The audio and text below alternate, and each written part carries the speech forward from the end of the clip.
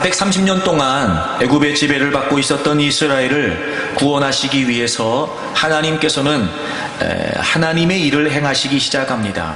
모세를 지도자로 부르십니다. 비록 그가 살인을 저지르고 광야로 쫓겨가서 잊혀진 인생으로, 버려진 인생으로 40여 년을 보내고 있었으나 하나님께서는 결코 그를 잊지도 버리지도 않으셨습니다.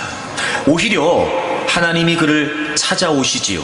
그리고 그를 통해 어떤 일을 행하실지에 관해 하나님은 말씀해 주셨습니다. 그래서 모세에게 너 이제 바로 앞에 서라. 그리고 이스라엘 백성을 애굽에서부터 인도해내라고 말씀하셨습니다. 그때 모세는 나름대로 합당한 근거를 내세워 하나님 앞에 하나님의 말씀대로 할 수 없다는 이야기를 하게 됩니다. 하나님은 가라고 하셨는데 모세는 가지 못하겠다고 이야기했습니다. 상황과 정황을 살펴보게 되면 모세의 이야기가 합당한 듯 여겨지기도 합니다. 모세가 애굽으로부터 이 미디안 광야로 쫓겨올 수밖에 없었던 이유는 살인을 저질렀고 그리고 그를 바로가 죽이려고 했기 때문이었습니다. 그러므로 그런 상황에 모세가 다시 바로 앞에 선다는 건 누가 생각해도 불가능한 일입니다. 나름대로 히브리인으로서 바로의 공주의 아들의 신분으로 40여 년을 화려하게 보냈고 나름대로 그 위치에서 힘도 권력도 있으므로 모세는 자기 동족을 돌봐야 되겠다는 생각을 하고 있었으나 이스라엘 민족들은 모세를 그렇게 지도자로 여기지 않고 있었습니다. 자신의 동족을 억압하고 있는 애굽인을 쳐서 죽이게 되고 그 다음날 이스라엘 민족들끼리 다투는 장면에 모세가 중재를 하려고 나섰을 때 그들이 얘기합니다. 우리가 언제 너를 지도자로 세운 적이 있느냐? 우리가 언제 너를 재판관으로 세운 적이 있느냐? 이렇게 말이죠. 이미도 이스라엘 민족으로부터도 거절을 받고 있다는 사실을 알고 있었던 모세가 어떻게 다시 그들을 이끌어내는 지도자의 위치에 설 수 있겠냔 말입니다. 여러분, 모세의 입장이라면 아무리 하나님이 가라고 말씀하신들 분명히 이 두 가지는 너무도 불가능한 이유가 되는 겁니다. 그런 중에 하나님은 모세를 설득하십니다. 그는 못 간다고 하는 분명한 이유를 제시했으나 하나님은 그를 가라고 말씀하시는 분명한 가능성을 말씀해 주시죠. 바로 그것이 뭐였냐면 하나님께서 그에게 하신 말씀이었습니다. 내가 반드시 너와 함께 있을 것이다. 하나님은 그렇게 말씀하시는 겁니다. 너는 지금 불가능하다는 이유만 얘기하냐? 그래, 내가 그 상황을 모를 것 같으냐? 여러분, 사실이 그렇지 않습니까? 하나님이 모세의 상황을 모르시고 지금 부르시는 걸까요? 하나님께서 모세의 형편을, 그 과거의 일들을 모르시기 때문에 모세를 애굽으로 보내시는 걸까요? 전혀 그렇지 않습니다. 하나님은 그럼에도 불구하고 모세가 그 일을 감당할 수 있는 분명한 가능성을 지금 말씀해 주시는 겁니다. 내가 반드시 너와 함께 있을 것이다.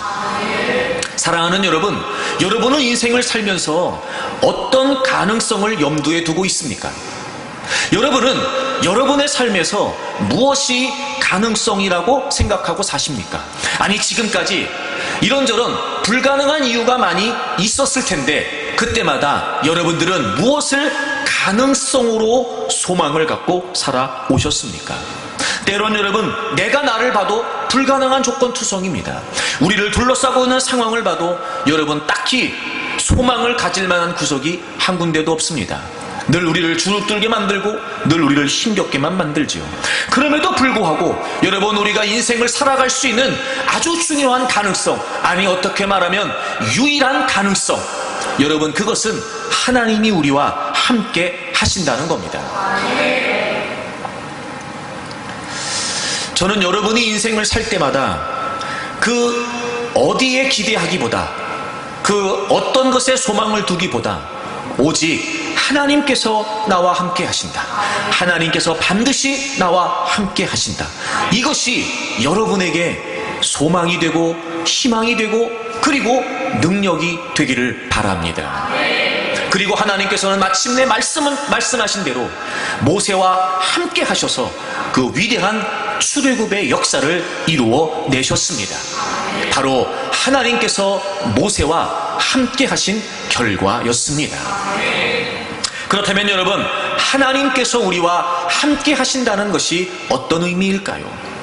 여러분, 하나님께서 반드시 우리와 함께 하신다는 걸 우리는 우리의 삶의 현장에서 어떻게 믿고 어떻게 이해해야 할까요? 지난 주일에 첫 번째 말씀을 여러분과 나누었습니다. 하나님께서 우리와 함께 하신다는 것은 하나님께서 주관하신다는 의미였습니다. 그렇습니다, 여러분. 이 출애굽의 모든 역사 말입니다. 시작도 하나님이 하셨습니다. 그리고 실행도 하나님이 하셨습니다. 그리고 마침내 바로의 거부에도 불구하고 하나님께서는 하나님의 능력을 통해 그 일을 이루어 내셨습니다. 그렇습니다. 여러분, 이 모든 일들은 하나님이 개입하셔서 하나님이 주도적으로 이끌어 가심으로 하나님이 직접 주관하셔서 이루신 일이었습니다. 하나님이 함께 하신다는 사실은 하나님께서 우리의 삶에 개입하셔서 하나님이 주관하신다는 것을 의미하는 것입니다. 자, 여러분, 오늘 본문을 보세요. 하나님이 모세에게 이렇게 말씀하십니다. 9절입니다. 이제 가라, 이제 가라. 여러분, 하나님께서 모세에게 가라고 말씀하셨지 하라고 말씀하지 않으셨습니다. 왜냐하면 행하시는 분은 하나님이시기 때문에 그렇습니다. 하나님은 모세에게 가라고 말씀하셨습니다. 하라고 말씀하시지 않았습니다. 하시는 분은 하나님이십니다. 하나님이 우리와 함께 하신다는 것은 하나님이 우리를 주관하신다는 의미입니다. 늘 조상 대대로 약속하셨던 그 약속의 말씀을 염두에 두고 계셨던 하나님께서는 이제 하나님의 때가 되어 그 일을 실행하시겠다고 모세에게 말씀하신 것이었습니다. 그리고 이 출애굽의 모든 역사 가운데 하나님은 꼭 내가라고 하는 1인칭 주어를 사용하시면서 그 모든 일을 주관하시는 분이 하나님이시라고 하는 사실을 분명히 말씀해 주셨습니다. 그렇습니다, 여러분. 하나님께서 우리와 함께 하신다는 거, 하나님이 나와 함께 하신다는 건 다른 의미가 아니었습니다. 하나님께서 내 인생에 개입하시는 겁니다. 그리고 하나님이 주관하시는 것입니다. 하나님이 주도적으로 그 모든 일들을 이루어 가시는 것입니다. 그런데 우리는 사실 하나님의 나와 함께 하신다는 것을 오해할 때가 많이 있습니다. 그저 하나님은 단순한 조력자로, 그저 하나님은 단순한 후원자로, 내 옆에서 내 뒤에서 그저 내가 가는 길을 도와주기나 하고 어려운 문제를 해결해 주기나 하고 장애물들을 치워주기만 하는 도구적인 수단으로 여길 뿐, 하나님이 나와 함께 하신다는 사실이 어떤 의미인지를 우리는 잘 모르고 있는 겁니다. 왜 그럴까요, 여러분? 왜 그럴까요? 우리는 하나님이 나와 함께 하신다고만 생각하지 나와 함께 하시는 하나님, 그분이 어떤 분이신지를 모르니까 그런 겁니다. 여러분, 하나님이 나와 함께 하신다는 사실을 정말 믿는다면 보다 더 근본적으로 나와 함께 하시는 하나님이 어떤 분이신지를 분명히 해야 됩니다. 늘 제가 여러분에게 그런 말씀을 드렸지요. 제발 하나님을 나라고 하는 틀 속에 가두어 두지 말라고요. 여러분, 우리가 믿는 하나님은 나라고 하는 틀 속에 갇혀져 있는 나름대로 내가 규정하고 나름대로 내가 그려내고 있는 하나님을 믿는 것이 아닙니다. 우리가 하나님을 믿는다고 말할 때 그 하나님을 믿는다는 건 바로 성경에 기록되어 있는 하나님을 믿는다는 거죠. 근데 여러분, 우리는 하나님에 관해 궁금해하지 않습니다. 하나님이 어떤 분이신지에 관해 바르게 깨달으려고 하지 않습니다. 그저 내가 원하는 대로 내가 필요할 때마다 하나님을 부르면 무조건 하나님은 나타나서 도와주기만 하는 분로 오해하고 있습니다. 물론 하나님은 우리를 도와주시는 분이십니다. 물론 하나님의 후원이 없이, 하나님의 은혜가 없이 우리는 그 어떤 일도 이루어낼 수 없습니다. 그러므로 날마다 우리는 하나님의 도우심을 구해야 되는 거 맞습니다. 하지만 여러분, 그 하나님이 어떤 분이신지를 인식하고 깨닫고 그 하나님을 바르게 믿는 것이 더 중요합니다. 하나님이 함께 하신다라고 말하기 이전에 함께 하시는 하나님이 어떤 분이신지 저는 여러분들이 바르게 깨달을 수 있기를 바랍니다. 역대상 29장을 찾겠습니다. 하나님은 이런 분이십니다. 역대상 29장의 배경은 다윗이 원래 성전을 건축하기를 원하는 마음이 있었으나 하나님께서는 그걸 허락하지 않으시고 대신 아들 솔로몬을 통해서 성전을 건축하시겠다는 걸 말씀해 주시죠. 그리고 다윗은 이제 아들 솔로몬이 성전을 건축할 수 있도록 많은 준비를 해야 되겠다 마음을 먹고 그것을 공포하게 되고, 이제 이스라엘 백성들이 그 성전 건축을 위해 많은 예물을 하나님께 가져옵니다. 여러분 29장 9절을 보시면, 백성들은 자원하여 드렸으므로 기뻐하였으니 곧 그들이 성심으로 여호와께 자원하여 드렸으므로 다윗 왕도 심히 기뻐하니라. 이스라엘 백성들이 정말 자원해서 굉장히 많은 예물을 하나님의 성전 건축을 위해 가져오게 됩니다. 그리고 다윗이 그것을 하나님께 올려드리면서 하나님이 어떤 분이신지를 고백합니다. 자, 10절부터 보세요. 10절부터 하나님이 어떤 분이신지. 다윗이 온 회중 앞에서 여호와를 송축하여 이르되 우리 조상 이스라엘 하나님 여호와여, 주는 영원부터 영원까지 송축을 받으시옵소서. 영원부터 영원까지. 여러분, 영원부터 영원까지 하나님은 영광을, 찬양을 받으시기에 합당하신 분이십니다. 이유가 있다면 11절을 보세요. 여호와여, 위대하심과 권능과 영광과 승리와 위엄이 다 주께 속하여 싸우니 천지에 있는 것이 다 주의 것이로소이다. 하나님이 어떤 분이십니까? 모든 것의 주인 되시는 분이십니다. 모든 것의 주인 되신 분이세요. 그러면 여러분, 우리의 주인은 누구실까요? 하나님이십니다. 여러분이 인정하든 인정하지 않던 하나님은 이미도 모든 우주 만물을 소유하고 계시는 주인이십니다. 저를 따라하세요. 천지에 있는 것이 다 주의 것입니다. 다시 한번, 천지에 있는 것이 다 주의 것입니다. 그 뒤를 보세요. 여호와여, 주권도 주께 속하여 싸우니 주는 높으사 만물의 머리이심이니이다. 여러분, 주권도 누구에게 속했답니까? 하나님께 속했대요. 하나님이 어떤 분이십니까? 주관하시는 분이세요. 다스리시는 분이세요.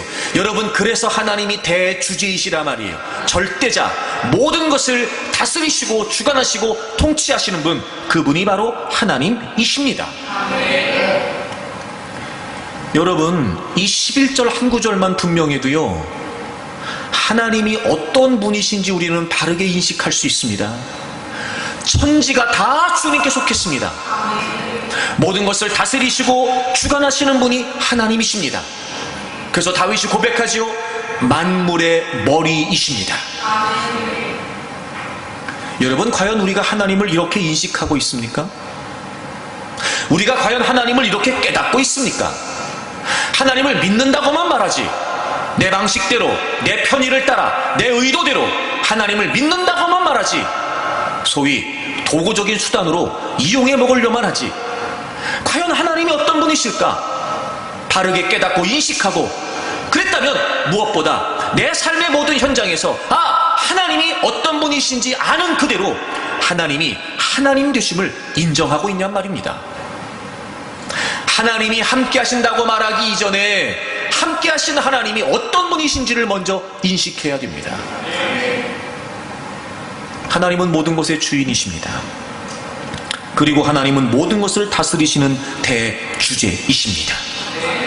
그러므로 여러분, 내 인생을 주관하시는 분이 하나님이라는 건 너무도 마땅합니다. 과연 이런 하나님이 내 삶에 함께 하신다면 여러분, 내 삶을 내 맘대로 살아야 되겠습니까? 아니면 주인 되신 하나님께 의탁해야 되겠습니까? 더 이상 도구적인 수단으로 하나님이 여러분과 함께 한다는 걸 여러분식으로 오해하지 않기를 바랍니다. 하나님이 함께 하신다는 건 그러므로 예수 그리스도를 통해 하나님이 우리 존재 속의 거처를 정하시고 하나님이 우리 안에 거하시겠다는 거예요. 하나님은 옆에 계시는 분이 아닙니다. 하나님은 하늘에만 계시는 분이 아니세요. 하나님은 뒤에 계시는 분이 아니십니다. 하나님은 예수 그리스도를 믿는 모든 이들 속에, 그 존재 안에 연합된 일치로 함께 하시는 분이십니다. 그러므로 이제 우리의 삶에는 주인이 바뀐 겁니다. 여러분, 내가 예수 그리스도를 믿는다는 게 무슨 의미인지 아십니까? 내 삶의 주인이 바뀌었다는 거예요. 그럼 하나님이 주관하신다고 말하면 그럼 우리는 뭐예요? 우리는 그 하나님의 도구인 겁니다. 도구. 여러분, 우리가 예수 그리스도를 믿음으로 말미암아 이제 주인이 바뀌었습니다. 그리고 우리는 하나님의 도구가 됐지요. 즉 우리가 하나님의 종이 됐다는 겁니다. 그래서 여러분, 우리는 이 의식을 분명히 해야 됩니다. 우리가 예수 그리스도를 믿는다고 말할 때마다 이제 하나님과의 관계 속에서 하나님이 어떤 분이시며 내가 누구인지에 관해, 내가 예수 그리스도를 믿는다는 것이 어떤 의미인지 간에 분명히 해야 됩니다. 이제부터 내 안에 거하신 하나님이 나의 주인이시고, 그러므로 함께 하신 하나님이 내 인생을 주관하시고, 그리고 이제 우리는 그분의 도구가 되는 겁니다. 여러분, 고린도전서 7장을 찾겠습니다. 20절부터 보지요. 각 사람은 부르심을 받은 그 부르심 그대로 지내라. 여러분, 여기서 이 부르심이라고 하는 말, 바로 예수 그리스도를 통해 하나님이 우리를 하나님의 자녀로 부르신 것을 의미합니다. 그러니까 구원받은 하나님의 자녀들에 관해 부르심을 받았다, 이렇게 표현한 거예요. 여러분은 모두 하나님의 부르심을 받은 사람들입니다. 여러분, 특별한 사람만 하나님이 부르신 게 아니에요. 예수 그리스도를 믿는 모든 사람들은 하나님이 그 예수 그리스도를 통해 불러주신 겁니다. 불러주신 거예요. 근데 각 사람은 부르심을 받은 그 부르심 그대로 지내라, 이렇게 되어 있어요. 이게 무슨 말이냐면, 부르심 가운데, 그 부르심 가운데 그대로 머물라, 이런 뜻이에요. 머물라, 이런 뜻이에요. 이런 겁니다. 여러분, 우리는 세상에 삽니다. 그리고 우리는 다양한 많은 위치, 신분을 가질 수 있지요. 그리고 우리를 둘러싼 다양한 많은 상황들과 환경들에 처할 수 있습니다. 그런데 우리는 늘 그 속에서 그것과 연관되어 사는 것이 아니라 말이에요. 부르심 받은 그 부르심 안에서 살란 말이에요. 다시 말해, 어떤 상황, 어떤 환경, 그리고 어떤 신분, 그 모든 것들을 초월하여 우리가 있는 모든 삶의 현장에서 우리는 부르심을 받은 그리스도인으로 살아야 된다는 거예요. 그래서 여러분, 쭉 보면은요, 결혼하는 거, 또 과부들, 또 결혼한 자들, 또는 할례자, 무할례자, 그리고 뒤에 가면 노예들까지, 이 당시에 다양한 많은 상황과 신분들을 가지고 있는 사람들에게 권면합니다. 바울 사도가, 너네 어떤 신분에 있다 할지라도, 너희들 어떤 형편에 있다 할지라도 그 모든 것들을 다 넘어서야 된다. 그리고 너희들은 그 있는 자리에서 부르심을 받은 그리스도인으로, 그리스도인의 상태로 그 속에서 머물러 있어야 된다고 가르치고 있는 겁니다. 그러면서 22절을 보세요. 주 안에서 부르심을 받은 자는 종이라도 주께 속한 자유인이요. 여기서 종이라는 말은 노예예요. 주 안에서 부르심을 받은 자는 종이라도, 그러니까 여러분, 이 당시에는 노예 제도가 있었어요. 그 노예들도 예수 그리스도를 믿고 구원받을 수 있잖아요. 그러니까 노예들을 향해 얘기하고 있는 거예요. 너희들이 비록 지금 노예지만, 너희들이 주님의 부르심을 받았다면 너희들은 주님께 속한 자유인이라는 거예요. 자유인이라는 거예요.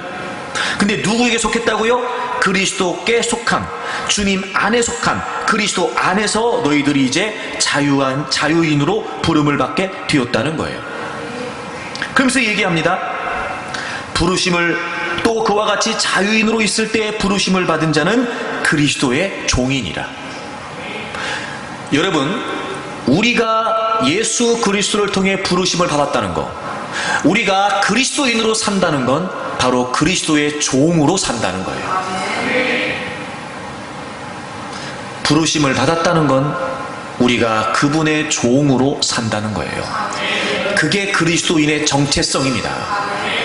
그래서 23절을 보세요. 23절 다 같이 읽습니다. 시작. 너희는 값으로 사신 것이니 사람들의 종이 되지 말지니라. 아멘. 지난주에 말씀을 드렸습니다. 6장 20절에 가보면 너희는 값으로 산 것이 되었다. 너희는 너희 것이 아니라 하나님의 영광을 위해 살아라. 분명히 바울사도가 권면했죠. 그 말이에요. 여러분, 우린 예수 그리스도의 피값으로, 예수 그리스도의 대신 죽으신 그 목숨값으로 우리가 부르심을 받았어요. 하나님 우리를 값으로 사신 것입니다. 그러므로 이제는 더 이상 우리가 사람의 종으로 형편, 신분, 상황, 거기에 얽매여서 그것에 의해 연연하여 사는 존재가 된 것이 아닙니다. 이제는 그 모든 것들을 뛰어넘어 바로 그리스도의 종으로 존재한다는 것입니다. 그래서 24절을 보세요. 형제들아, 너희는 각각 부르심을 받은 그대로, 또 나오지요. 부르심을 받은 그대로 그리스도인으로서 어떤 형편에 있든지 간에, 어떤 상황에 있든지 간에 사람의 종이 아닌, 세상의 종이 아닌 그리스도의 종으로 부르심을 받은 그대로 하나님과 함께 거하라. 여기서 그대로라고 하는 말이 그 가운데서란 말이에요. 부르심을 받은 그 가운데서 함께, 하나님과 함께 나왔네요. 하나님 곁에 머물러 있으라는 거예요. 여러분, 하나님이 우리와 함께 하신다는 건 이제 하나님이 우리의 삶의 주인 되심으로 이제 우리는 하나님의 도구가 되었다는 거예요. 그러니 내 삶을 하나님이 주관하시는 건 마땅한 일입니다. 이건 여러분 내 의사와 상관없는 일입니다. 여러분이 예수 그리스도를 믿기로 결정한 그 순간부터 이미 우리의 존재가 달라졌고, 그러므로 예수 그리스도께서 우리의 주인 되셔서 이제부터 그분이 우리의 삶을 주관하시는 우리의 주인이 되신 겁니다. 그리고 우리는 그분의 도구가 된 거예요. 그게 하나님이 우리와 함께 하시는 겁니다. 하나님이 우리를 주관하시는 거예요. 그러므로 예수 그리스도가 분명하다면, 정말 예수 그리스도께서 나를 위해 죽으시고 부활하신 사실이 확실하다면, 하나님이 우리의 삶의 주관자가 되심을 인정하고 이제부터 우리는 우리의 삶을 그분에게 의탁해야 되는 겁니다.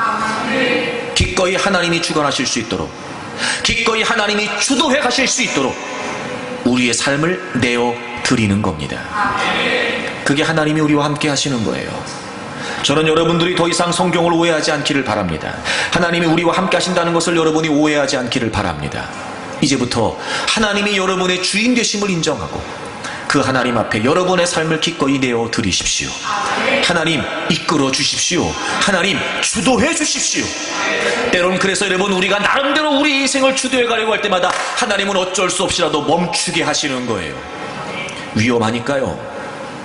완전하신 하나님이 주관하시되는 우리의 삶을 불완전한 우리 인간이 주도해 가려고 하니, 여러분, 하나님이 그걸, 우리를 그토록 살아가신 하나님이 그걸 그냥 내버려 두실 수 있겠습니까? 때론 여러분, 브레이크가 걸리는 우리의 삶, 그게 답답하다고 말할 수도 있을지 모릅니다. 하지만 천만에요, 여러분. 하나님이 어떤 분이신지를 분명히 인식한다면, 그분이 완전하신 분이시고 그분이 모든 것의 주관자이시며 주인 되신다는 사실이 분명하다면, 미처 하나님을 놓쳐버린 채 우리가 나름대로 의도와 또 우리의 의지를 가지고 걸어갔던 그 인생의 여정 가운데 하나님께서 오히려 멈추게 하시는 것이 감사할 일입니다.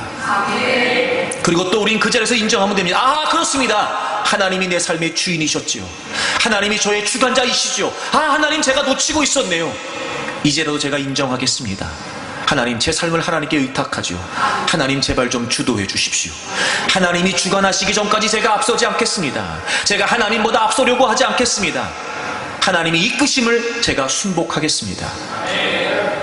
그렇게 하나님이 하나님 되심을 인정하게 되면 하나님이 우리와 함께 하심으로 우리의 삶을 이끌어 가셔서 가히 여러분, 우리는 상상조차 할 수 없는 위대한 하나님의 역사들을, 하나님이 위대한 출애굽의 역사를 모세를 통해 이끌어 주셨던 것처럼 우리를 통해서도 역사하실 것을 믿습니다. 여러분의 삶의 모든 현장에서 하나님이 하나님 되심을 인정하십시오. 기꺼이 자의적으로 주관하신 하나님께 여러분의 삶을 의탁하십시오. 여러분과 함께 하신 하나님께서 주인 되셔서 여러분의 삶을 인도해 주시리라고 믿습니다. 두 번째, 여러분, 또 하나님이 우리와 함께 하신다는 게 어떤 의미일까요? 첫째는 하나님께서 주관하신다는 것이었고, 둘째는 하나님께서 계획대로 하신다는 거예요. 여러분, 하나님께서 함께 하셔서 모든 것을 주관하신다면 그것은 내 계획에 의해서가 아니라 하나님의 계획대로일 것입니다. 여러분이 출애굽의 역사가 그렇습니다. 이미 하나님은 모세를 보내시기 이전에 출애굽에 관해 모든 것을 계획하셨고, 그 계획하신 계획대로 하나님은 출애굽의 역사를 이루어 가셨습니다. 자, 먼저 모세를 생각하면 그렇습니다. 하나님은 이미도 그를 출애굽의 지도자로 계획하고 계셨습니다.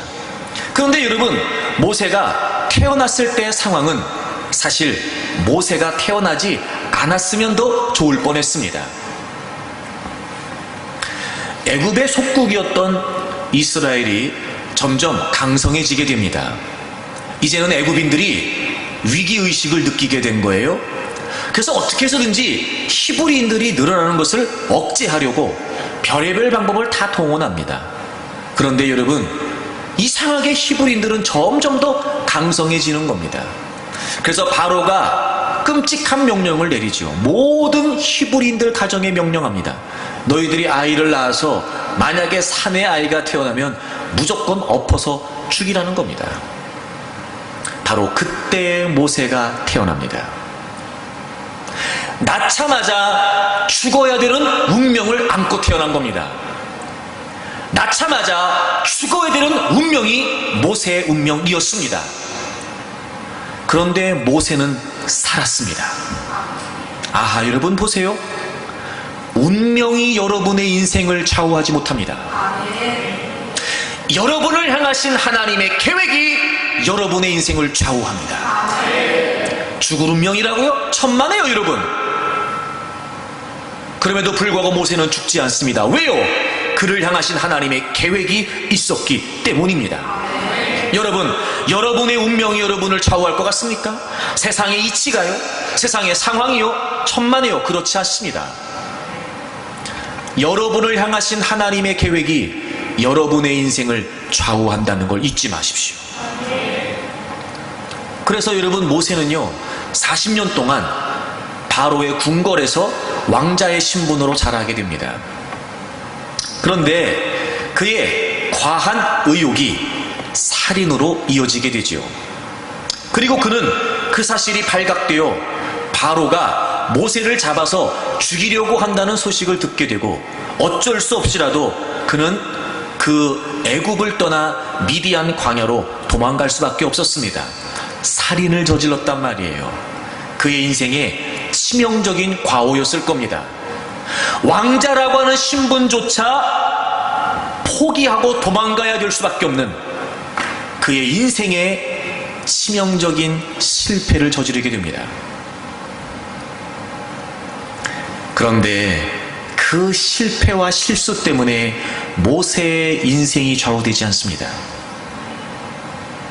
80세가 됐던 모세를 살인을 저지르고 도망가 40년 동안 잊혀진 인생으로 살고 있었던 모세를 하나님이 찾아오십니다. 그리고 그를 부르시지요. 하나님의 계획대로 사명과 비전을 맡기십니다. 여러분, 실수와 실패가 여러분의 인생을 좌우하지 못합니다. 하나님의 계획이 여러분의 인생을 좌우합니다. 하나님이 이미도 모세를 향하신 계획을 갖고 계셨고 불가능한 여러 가지 조건이 있었으나 하나님은 하나님의 계획대로 지금 모세를 이끌어가고 계시는 겁니다. 누구의 계획이지요? 하나님의 계획입니다. 모세의 계획, 모세의 부모의 계획이 아니었습니다. 하나님의 계획이었습니다. 그리고 모세가 누구로부터 추천을 받은 것도 아니고 모세가 자기가 뭘 하겠다고 한 것도 아니었습니다. 하나님은 하나님의 계획에 따라 지금 80세의 노인, 사진자, 그를 하나님이 지금 부르고 계시는 겁니다. 모든 것은 다 하나님의 계획대로 되고 있는 겁니다. 그리고 그 모세에게 하나님이 출애굽에 관해 어떻게 이루어질 것인지에 관해도 말씀해 주십니다. 자, 오늘 본문을 보세요. 출애굽기 3장 15절부터 보겠습니다. 하나님이 모세에게 말씀하십니다. 너는 가서 이스라엘 자손들을 만나면 이렇게 얘기해라. 15절, 아브라함의 하나님, 이삭의 하나님, 야곱의 하나님께서 나를 너희에게 보내셨다 하라. 이는 나의 영원한 이름이요 대대로 기억할 나의 칭호니라. 이런 모세가 이스라엘 백성들을 만나야 될 것, 그리고 이스라엘 백성들을 만나서 무슨 이야기를 할 것까지도 하나님이 말씀해 주세요. 이미 하나님은 다 계획하고 계신 겁니다. 16절을 보세요. 너는 가서 이스라엘의 장로들을 모아라. 그 다음에 이스라엘 장로들을 모으랍니다. 그리고 그들에게도 이렇게 또 얘기하라는 겁니다. 아하, 그 다음은 장로들을 만나는 겁니다. 무슨 얘기를 합니까? 하나님이 얘기하라고 하니 그 얘기를 하면 되는 겁니다. 그 다음에 또 이렇게 하랍니다. 18절을 보세요. 그들이 네 말을 들으리니 너는 그들의 장로들과 함께 애굽 왕에게 이르기를. 그 다음에 바로를 만나라는 겁니다. 그리고 바로를 만나서 무슨 얘기를 해야 되는지에 관해서도 하나님이 또 말씀해 주십니다. 히브리 사람의 하나님 여호와께서 우리에게 임하셨다. 우리가 우리 하나님 여호와께 제사를 드리려 한다. 사흘길 중 광야로 가도록 허락하소서. 여러분 보세요. 하나님이 지금 말씀하십니다. 가자마자 이스라엘 백성들을 만나서 이야기해라. 그리고 장로들을 또 따로 모아서 이야기해라. 그리고 너희들 말을 들을 거다. 너의 말을 들을 거야. 그러면 장로들과 함께 바로를 가서 만나라. 여러분, 누가 계획하시는 거예요? 하나님이 계획하시는 거예요. 그리고 하나님은 하나님의 계획을 다 모세에게 말씀하세요. 그 다음도 말씀하십니다. 19절을 보세요. 내가 아노니 강한 손으로 치기 전에는 애굽 왕이 너희가 가도록 허락하지 않을 거다. 아하, 그러니까 한 번에 바로가 이스라엘을 보내주지 않을 것에 관해서도 하나님 미리 말씀해 주세요. 이미 하나님은 다 모든 상황을 염두에 두고 계신 겁니다. 하나님은 모든 걸 다 계획하고 계신 거예요. 그리고 20절 보세요. 그래서 내가 내 손을 들어 애굽 중에서 여러 가지 이적으로 그 나라를 친 후에야 그가 너희를 보내리라. 그래서 하나님이 그 다음에 뭘 하시겠다는 거예요? 하나님이 이적을 베푸시겠다는 거예요. 여러분, 이렇게 세밀하게 하나님이 계획하고 계십니다. 지금 이렇게 철저하게 하나님이 계획하고 계신 거예요. 모세에게 그리고 그렇게 다 하나님의 계획을 지금 말씀해 주십니다. 뿐만 아니라 21절을 보세요. 내가 애굽 사람으로 이 백성에게 은혜를 입히게 할지라 너희가 나갈 때 빈손으로 가지 않을 거다. 여인들은 모두 그 이웃 사람과 자기 집에 거류하는 여인에게 은폐물, 금폐물, 의복을 구하라는 거예요. 애굽 사람들에게. 그럼 너희의 자녀를 꾸미라. 너희는 애굽 사람들의 물품을 취하리라. 그리고 하나님은 그들이 출애굽을 하면서 빈손으로 나가지 않도록, 그들이 많은 것을 가지고 나가도록 하나님이 계획도 하고 계세요. 자, 여러분 보세요. 하나님이 모세를 보낸다고 말씀하셨지, 하나님이 모세에게 가라고 말씀하셨지, 계획하라고 말씀하시지 않았어요.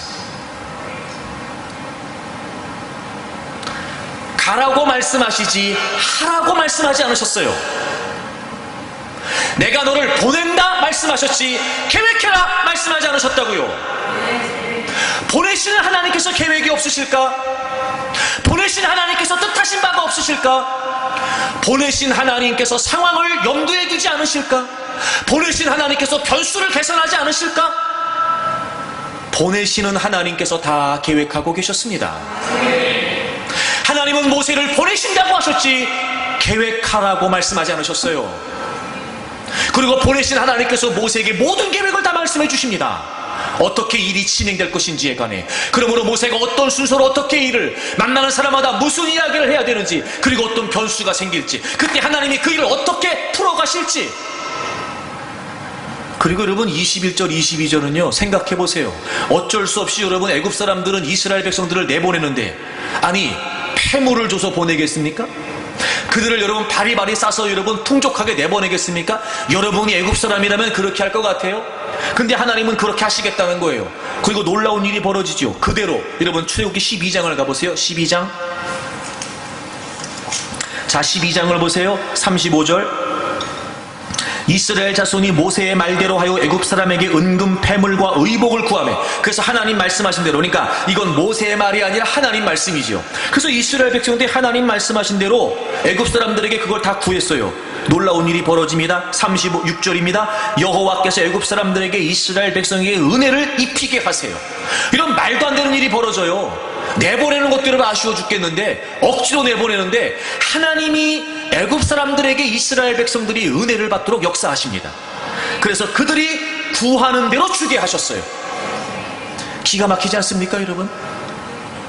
출애굽기 3장에서 하나님께서 계획하신 바를 모세에게 다 말씀하십니다. 그리고 여러분 4장부터 계속해서 하나님이 계획하신 그대로 다 이루어져요.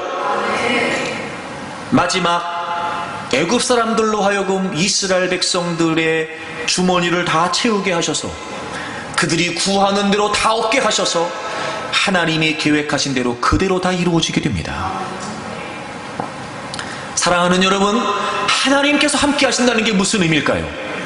그건 하나님께서 계획하신 대로 하신다는 거예요. 하나님은 우리가 인생을 살면서, 이 땅에 믿음으로 살면서, 즉 하나님이 우리를 이 땅에 보내시면서 우리가 머리 쓰라고 말씀하신 적 없어요. 우리가 골몰하라고 하신 적 없습니다. 너네가 계획해봐라, 니네가 한번 생각해봐라, 그러신 적 없습니다. 여러분, 보내신 하나님이 아무런 계획이 없으실까? 우리를 보내신 하나님이 아무런 뜻이 없으실까? 그렇지 않습니다.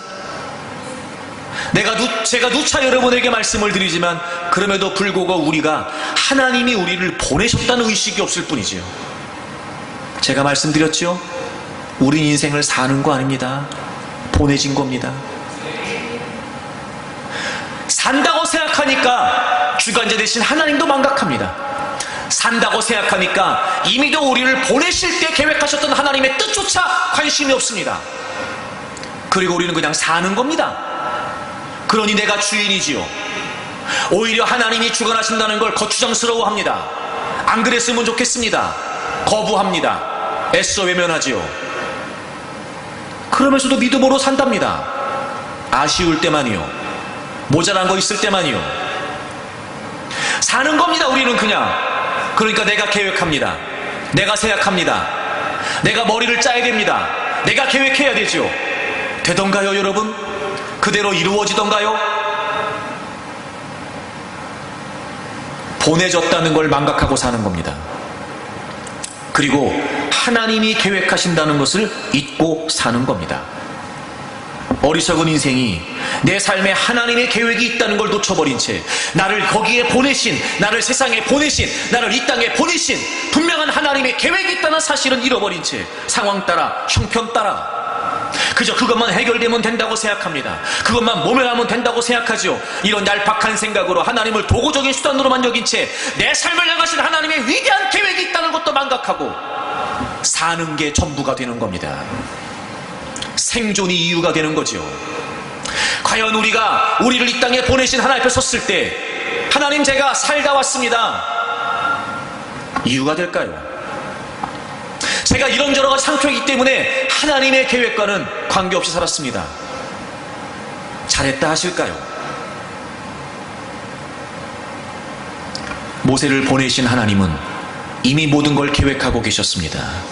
그리고 모세를 통해 하나님이 주도적으로 하나님이 계획하신 대로 그 일을 이루어 가셨습니다. 그래서 여러분, 우리가 늘 잊지 말아야 될 게 뭐냐면 내 인생을 향하신 하나님의 분명한 계획이 있다는 걸 잊지 말아야 됩니다. 근데 우리가 이걸 왜 망각하냐면요, 첫 번째 설명을 드리면서도 말씀드렸던 것처럼 하나님이 함께 한다는 생각만 하지 함께 하신 하나님이 어떤 분인지를 몰라서 그래요. 그래서 하나님이 주관하신다는 것도 모릅니다. 하나님이 함께 하신다는 것만 이야기하지 함께 하시는 하나님이 어떤 분인지를 모르는 거예요. 자, 시편 33편을 찾겠습니다. 시편 33편 8절을 보겠습니다. 시편 33편 8절을 보세요. 온 땅은 여호와를 두려워하며 세상의 모든 거민들은 그를 경외할지어다. 여러분, 앞에서 두려워한다는 말은 뒤에서 경외한다는 말과 동일한 말이요. 경외한다. 여러분 잠깐 저를 보시겠어요? 이 경외가 뭐냐면, 이 경외한다는 게 무슨 말이냐면, 여러분 우리가 보통 알기 쉽게 뭐 거룩한 두려움 이렇게 이야기하잖아요. 이 경외한다는 게 무슨 의미냐면 창조주이신 하나님 앞에 피조물인 우리 인간이 존재적인 차이 때문에 갖게 되는 두려움이에요.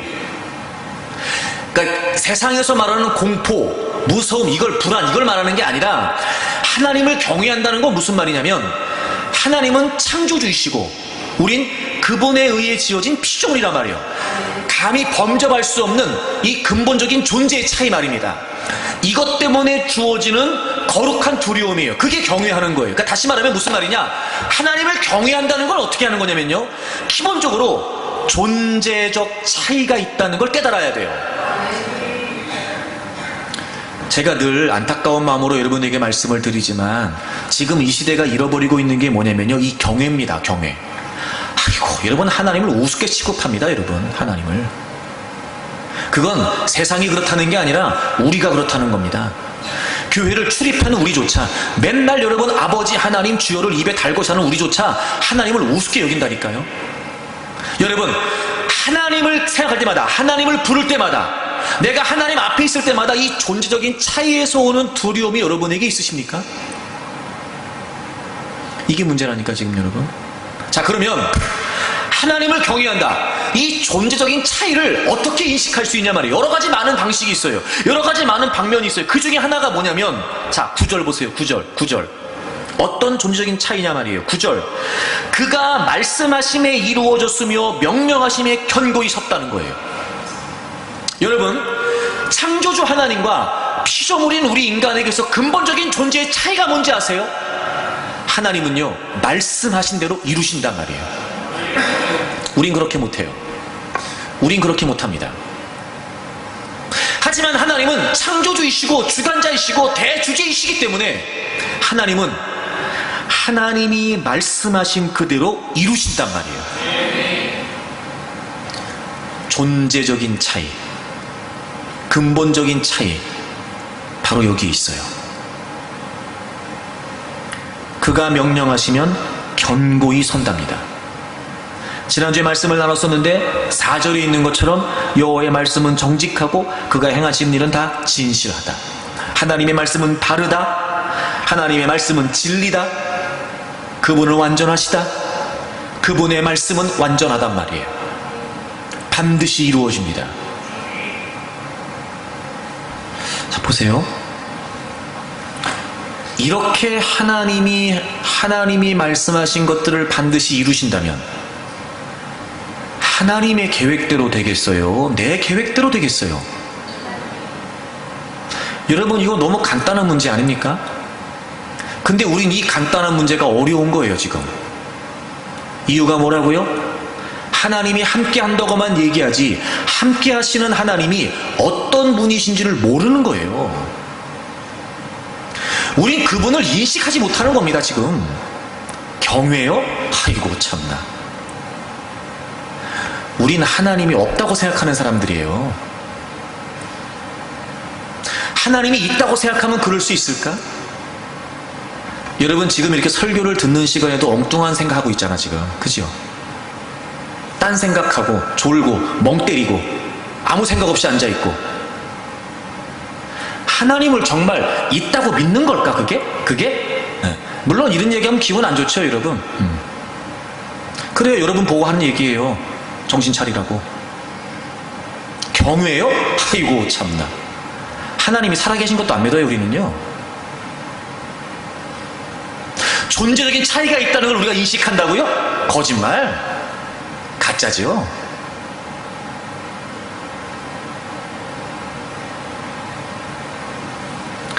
하나님은 반드시 자신의 계획대로 이루신단 말이에요. 그러니 우린 두려운 거예요. 그러니 존재적으로 그 앞에 서면 우리는 벌벌 떨 수밖에 없어요. 심지어는 이렇게까지 하십니다. 자, 10절을 보세요.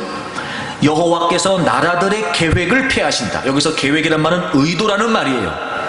나라들, 아무리 다수의 사람들이 모여, 아무리 다수의 나라들이 모여 본인들의 의도를 가지고 철저하게 계획을 세워도 하나님이 폐하시면 그만이에요. 민족들의 사상, 여기에 사상이란 말이 생각, 계획이란 뜻이에요. 그걸 하나님이 어떻게 하신대요? 무효하게 하신답니다. 여러분, 우리의 계획이 의미가 있겠어요, 없겠어요? 없다니까? 우리의 의도가 의미가 있어요, 없어요? 없습니다. 근데 우리는 하나님이 함께 한다고 이야기하면서 우리는 우리의 생각과 계획만 고집해요.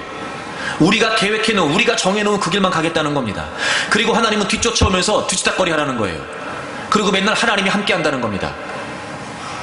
여러분, 이게 맞아요, 틀려요? 좋은 말로 할 때 대답하세요. 맞아요, 틀려요? 틀려요.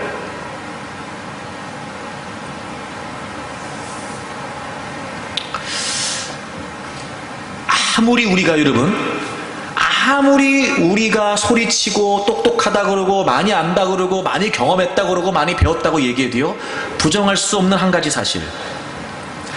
아무리 우리가 치밀하고 완벽하게 계획을 세워도요, 우리가 예상하지 못했던 변수가 생기면 계획이 바뀌는 겁니다. 그래요, 안 그래요? 아무리 우리가 철저하게 준비해서 계획하고 의도대로 그 길을 간다고 해도 우리가 고려하지 못했던 상황을 만나게 되면 휘청거립니다. 당황합니다. 부정할 수 없어요, 여러분. 네? 왜 그럴까요? 왜 그러죠? 하나님과 우리의 존재적인 차이 때문에 그래요. 하나님은 완전하십니다. 하나님은 영원하시죠. 그리고 하나님 말씀하신 대로 이루실 수 있는 능력이 있는 분이세요. 주관자이시니까요. 하지만 우리는 어떻습니까? 우린 그렇지 않아요. 자, 야고보서를 찾으세요. 야고보서 4장을 보세요. 13절부터 보겠습니다. 들으라, 너희 중에 말하기를 오늘이나 내일이나 우리가 어떤 도시에 가서 거기서 1년을 머물며 장사하여 이익을 보리라 하는 자들아. 사람들이 계획을 세워요. 우리가 어떤 도시로 가자. 거기서 1년을 머물면서 장사해서 이렇게 계획해서 우리가 한번 이익을 한번 얻어보자. 나름대로 계획을 세웁니다. 14절 보십시오. 내일 일을 너희가 알지 못하는도다. 1년은 고사하고요, 내일 일도 몰라요. 첫째, 우리 인생이 갖고 있는 절대적인 한계예요. 불확실. 확실한 게 뭐가 있습니까, 여러분? 확실한 거 없어요. 인생은 불확실합니다. 하나님하고 존재적으로 다르다고요. 근데 어떻게 여러분 우리가 뭐 내일, 모레, 1년 얘기가 안 돼요. 계획이 얘기가 안 된다니까, 여러분. 그 다음 보세요. 너희 생명이 무엇이냐? 너희는 잠깐 보이다가 없어지는 안개니라. 두 번째 인생의 한계, 일시적이라는 거예요. 여러분, 잠깐 있다가 없어지는 안개 같답니다. 우리 인생이 그래요. 불확실하고 일시적이에요. 하여튼 집에 가서라도 인정을 하세요. 그러면서 16절 보세요. 이제도 너희가 허탄한 자랑을 하니 그러한 자랑은 다 악한 것이라. 14절이 뭐라고요? 13절이 뭐라고요? 허탄한 자랑이라고요. 이게 무슨 말이겠어요? 하나님이 세우신 계획이 아닌 자신들의 계획을 통해서, 그러나 그 계획조차 자신들의 마음대로 할 수도 없는 삶이에요.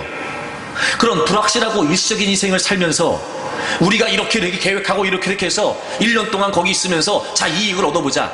이게 뭐라고요? 뻥이라고요. 허탄한 자랑, 허풍이라고, 이게 다. 그리고 그건 뭐라고요? 악한 일이라고요. 그러니까 우리가 지금 그러고 있는 거예요. 우리가 지금 우리와 함께 하시는 하나님과 우리가 존재적으로 차이가 있다는 걸 우리가 인식하지 못해요. 우리를 이 땅에 보내신 하나님이 분명한 계획을 가지고 이끌어 가신다는 사실을 우리가 인정하지 않아요. 왜요? 존재적으로 차이가 있다는 걸 우리가 모르는 거예요. 지금 내가 누군지를 몰라요. 우리는 내가 사는 인생이 어떤지를 모른다고요. 불확실합니다. 일시적이에요. 근데 내일 일을 얘기할 수 있을까? 1년 뒤를 얘기할 수 있을까? 그런데 내 계획, 내 의도 고집할 수 있을까? 그것처럼 어리석은 일이 어디 있습니까? 그것처럼 바보 같은 짓이 어디 있어요? 그래서 야고보 사도가 권면합니다. 15절, 너희가 도리어 말하기를 주의 뜻이면 우리가 살기도 하고 이것이나 저것을 하리라 할 것이거늘. 야, 이제 허탄한 자랑은 좀 그만해라. 야, 뻥 그만 쳐, 뻥 그만 쳐. 어차피 불확실한 인생, 영원하지도 않은 잠시 잠깐 사는 인생, 뻥치지 마라. 오히려 하나님의 뜻이라면, 우리가 그 일을 행하고 하나님의 뜻이라면 우리가 살 수 있다. 이렇게 살라는 거예요. 이렇게 하나님이 함께 하신다는 건 하나님의 계획대로 하시겠다는 겁니다. 이게 왜 중요할까요, 여러분? 여러분을 향하신 하나님의 계획이 왜 중요하지요? 그럼에도 불구하고 끊임없이 우리의 인생을 넘어뜨리기 위해 집요하게 시도하는, 믿음을 흔들어버리려고 하는, 우리의 믿음의 여정을 멈추게 하려는 끊임없는 원수마귀의 도전 때문에, 이런저런 이유와 형편과 상황 때문에 자꾸 우리 인생이 휘청거리는 겁니다. 자, 여러분 보세요. 하나님이 그렇게 모세를 부르시는 장면에서 어떻게 일이 진행될 것인지에 관해 다 말씀하셨어요. 특별히 바로가 한 번에 보내지 않을 거다 말씀하시죠. 여러분, 근데요, 그럼에도 불구하고 모세가 바로를 만났을 때 실망을 하고 좌절을 합니다. 바로를 만났어요. 얘기를 다 했습니다. 그랬더니 바로가 뭐라 그러냐면, 야, 너희들이 한가해서 지금 그딴 소리 하는구나. 그래서 이스라엘 족속들이 일하는 그 노동의 조건을 또 혹독하게 만듭니다. 그러니까 이제는 이스라엘 백성들도 모세를 다 지지하지 않아요. 바로로부터도 그렇게 거부를 당해요. 이스라엘 백성들에게도 외면을 당합니다. 그러니까 모세가 어떻게 했어요? 실망하고 좌절합니다. 자, 여러분, 창세기 5장을 가봐. 출애굽기 5장을 가보세요. 출애굽기 5장 22절을 보세요. 모세가 여호와께 돌아와서 아뢰니까 바로를 만나고 돌아온 거예요. 어찌하여 이 백성이 학대를 당하게 하셨나이까? 어찌하여 나를 보내셨나이까? 내가 바로에게 들어가서 주의 이름으로 말한 후로부터 그가 이 백성을 더 학대하며 주께서도 주의 백성을 구원하지 아니하시나이다. 분명히 하나님 말씀하셨어요. 계획을 다. 그리고 바로가 한 번에 보내지 않는다? 다 말씀해 주셨어요. 그럼 내가 능력을 행한다? 그럼 보내줄 거야? 라고 다 말씀하셨어요. 하나님의 계획을 이미 다 듣고 알고 있어요, 모세가. 근데도 불구하고 그 상황이 중요하니까 어떻게 돼요? 지금 이렇게 나오는 거예요. 하나님, 내가 언제 간다고 했어요? 아니, 가라며. 가라고 해서 왔는데 이게 무슨 일입니까, 지금? 아니, 지금 더 어려워지고 있는 거 아닙니까? 어찌하여 우리가 더 학대를 당합니까? 그리고 뒤에 말이 더 이상하지 않아요? 왜 하나님 우리 구원해 주지 않습니까? 모세가 이제 못하겠다는 겁니다. 못하겠다는 거예요. 모세가 다 말씀해 주시고 다 알려주시고 어떻게 하실 건지에 관해서 말씀해 주셨어요. 여러분, 하나님의 계획이 분명해도 흔들린다니까요. 근데 그렇게 지금 흔들리고 있는 모세에게 하나님이 어떻게 격려한지 아세요? 역시 또 그의 계획을 또 말씀하세요. 여러분 6장 가보세요. 6장 3절.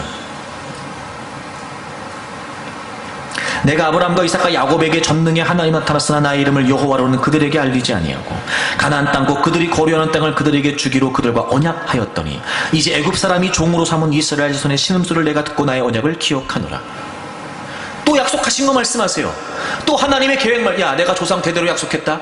내가 그거 반드시 이룰 거야. 내가 그 약속한 대로 할 거라니까. 내가 계획대로 할 거야. 그래서 6절부터 보세요. 그러므로 이스라엘 자손에게 말하기를 나는 여호와라. 내가 애굽 사람의 무거운 짐 밑에서 너희를 빼내며 그들의 노역에서 너희를 건지며, 그 다음 보세요. 편팔과 여러 큰 심판들로서 너희를 속량한다.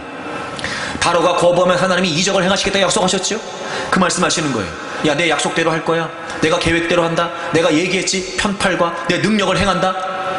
그래서 내가 너희들을 건져낼 거다. 자, 보세요. 모세가 흔들리고 있습니다. 하나님 계획을 다 알아요. 그럼에도 불구하고 막상 삶의 현장에서 하나님의 계획대로 부딪히니까 어려워요. 실망합니다. 좌절해요. 포기하려고 그래요. 그때 하나님이 또 어떻게 말씀하세요? 또 약속 그대로 말씀하세요. 그 계획 그대로 말씀하신다고요. 여러분, 이게 무슨 의미일까요? 그래요, 인생이 흔들릴 수 있습니다. 휘청거릴 수 있지요. 어려운 문제를 만날 때마다 의심할 수 있고요, 포기할 수 있습니다. 근데 그때마다 또 다시 인생이 일어설 수 있는 비결이 뭐예요? 우리를 보내신 하나님의 계획이란 말이에요. 다른 거 없습니다. 속지 마세요. 우리가 자꾸 엉뚱한 거에 기대하니까 자꾸 못 일어나는 겁니다. 우리의 인생은 우리를 보내신 분명한 하나님의 계획이 있습니다. 우리가 알든 우리가 모르든. 그리고 하나님은 그 계획대로 주관하시죠. 지금도 변함없습니다. 이런저런 이유를 만날 때마다 우리가 흔들립니다. 하나님이 모르지 않으십니다. 이런저런 이유를 만날 때마다 우리가 자빠집니다. 이제 못하겠다는 겁니다. 그럴 때 또 하나님이 우리를 격려하시는 방법은 다른 게 아니에요. 여전히 우리를 향하신 하나님의 계획이 이루어질 것인 것에 관해 말씀하시는 거예요. 그러니까 하나님의 계획이 중요해요. 여러분의 인생을 향하신 하나님의 계획이 분명해야 됩니다.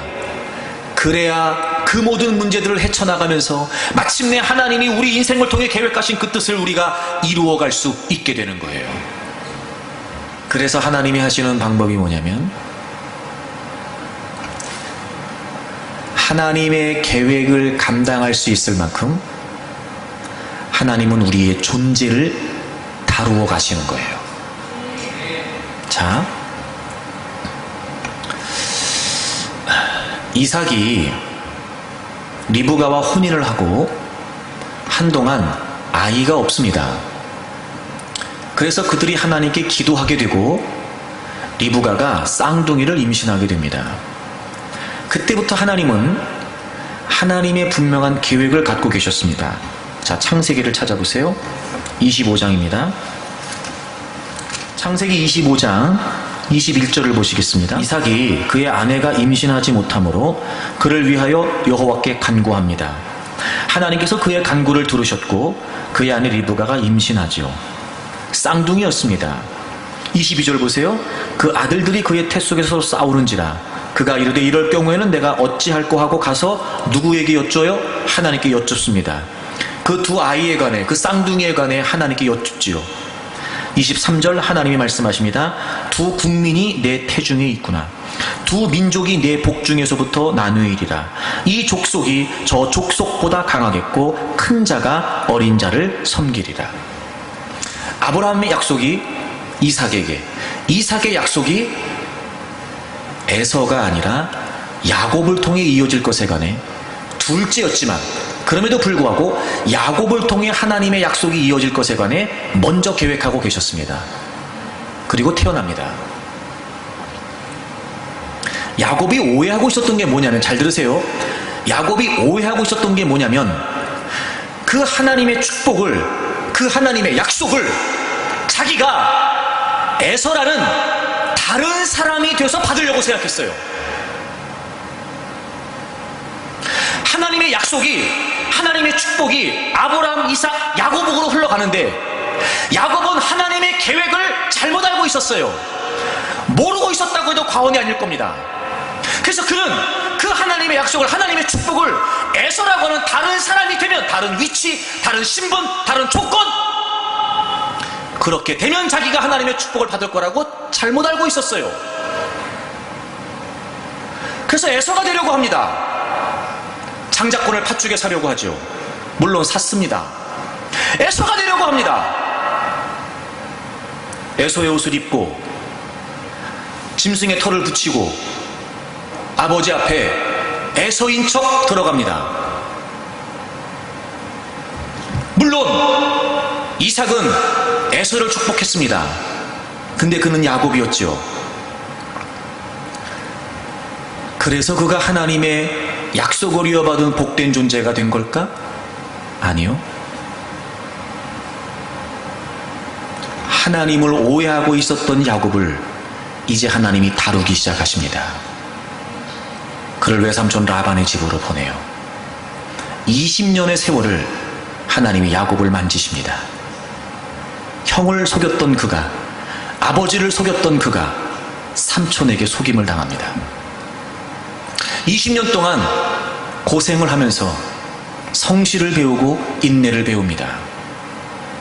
20년 동안 고생을 하면서 그는 라반의 형제들의 미움에도 직면하게 됩니다. 그렇게 하나님은 그를 막 다루어 가십니다.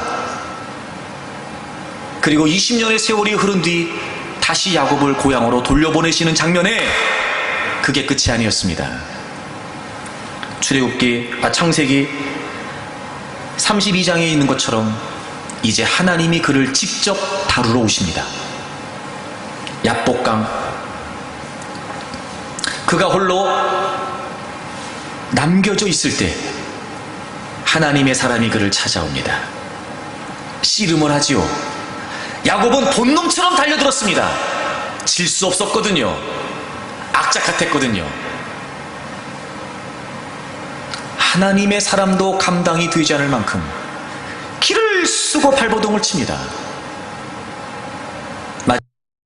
하나님의 사람이, 하나님의 사자가 그의 환도뼈를 쳐버립니다. 땅바닥에 케어가 돼서 널브러집니다. 그리고 그가 신음을 토하듯 얘기합니다. 저기요, 그냥 가지 마시고 제발 저런 절 축복해 주십시오. 야곱이 항복을 하는 겁니다. 자기도 졌다는 걸 인정하는 거예요. 그래서 하나님이 그를 축복하십니다. 어떻게 해요? 너 이름이 뭐냐? 너 이름이 뭐냐? 이제부터 야곱이라고 부르지 말고 이제부터 이스라엘이라고 불러라. 존재를 바꾸셨어요.